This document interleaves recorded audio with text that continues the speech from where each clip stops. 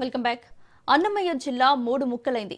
జిల్లాలో ఉన్న నియోజకవర్గాలకు అటు లాభాలతో పాటు విపరీతమైన నష్టాలు కూడా ఉన్నాయి. గతంలో వైసీపీ ప్రభుత్వం కడప జిల్లాలోనే ఈ మూడు నియోజకవర్గాలు, ఉమ్మడి చిత్తూరు జిల్లాలోని మూడు నియోజకవర్గాలను కలుపుకొని మొత్తం 6 నియోజకవర్గాలతో రాయచోటి కేంద్రంగా అన్నమయ్య జిల్లాను ఏర్పాటు చేశారు. ఇప్పటి వరకు రాయచోటి కేంద్రంగా ఉన్న అన్నమయ్య జిల్లా కేంద్రం ఇకపై మదనపల్లెకు మారనుంది.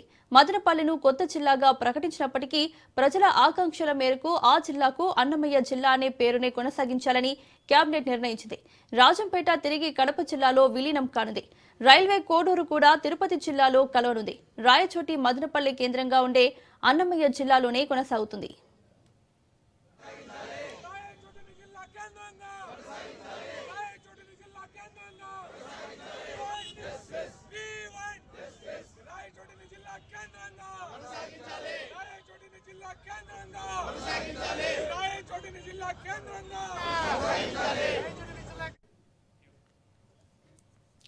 జిల్లా కేంద్రంగా ఉన్న హోదాను రాయచోటి కోల్పోవడంపై స్థానికులు ఆగ్రహం వ్యక్తం చేస్తున్నారు. జేఏసీ ఆధ్వర్యంలో బంద్లు, నిరసనలు చేపట్టారు. రాయచోటి నుంచి ప్రాతినిధ్యం వహిస్తున్న మంత్రి మండిపల్లి రాంప్రసాద్ రెడ్డి కేబినెట్ సమావేశంలో ఈ నిర్ణయంపై భావోద్వేగానికి గురయ్యారు. రాయచోటికి అన్యాయం జరుగుతుందని ఆయన ఆవేదన వ్యక్తం చేశారు. తమ ప్రభుత్వం శాస్త్రీయంగా జిల్లాను ఏర్పాటు చేస్తే ప్రస్తుత ప్రభుత్వం రాజకీయ ప్రయోజనాల కోసం జిల్లాలను ముక్కలు చేస్తోందని వైసీపీ నేతలు విమర్శిస్తున్నారు. ఒకప్పుడు జిల్లా కేంద్రంగా ఉన్న ప్రాంతాన్ని ఇప్పుడు వేరే జిల్లాలో కలిపేయడం వల్ల అభివృద్ధి కుంటుపడుతుందని మేధావులు అభిప్రాయపడుతున్నారు.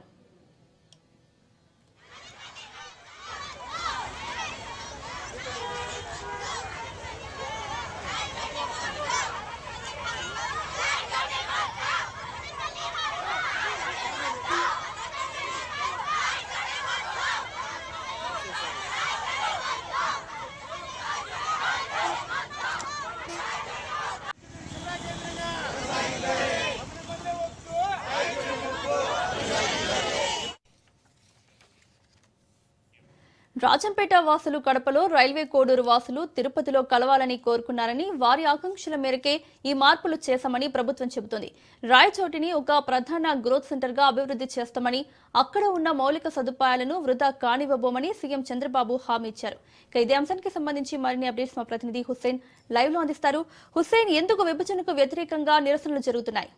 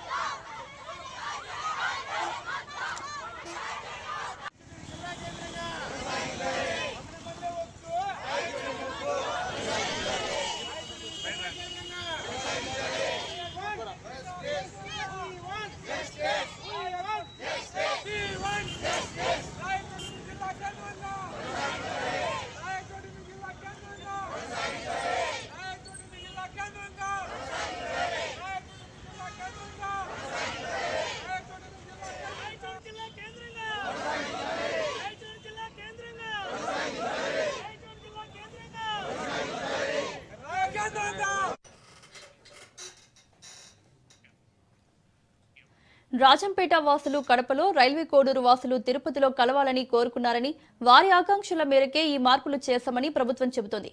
రాయచోటిని ఒక ప్రధాన గ్రోత్ సెంటర్ గా అభివృద్ధి చేస్తామని, అక్కడ ఉన్న మౌలిక సదుపాయాలను వృధా కానివ్వబోమని సీఎం చంద్రబాబు హామీ ఇచ్చారు. ఇదే అంశానికి సంబంధించి మరిన్ని అప్డేట్స్ మా ప్రతినిధి హుస్సేన్ లైవ్ లో అందిస్తారు. హుస్సేన్, విభజనలకు వ్యతిరేకంగా ఎందుకు నిరసనలు జరుగుతున్నాయి?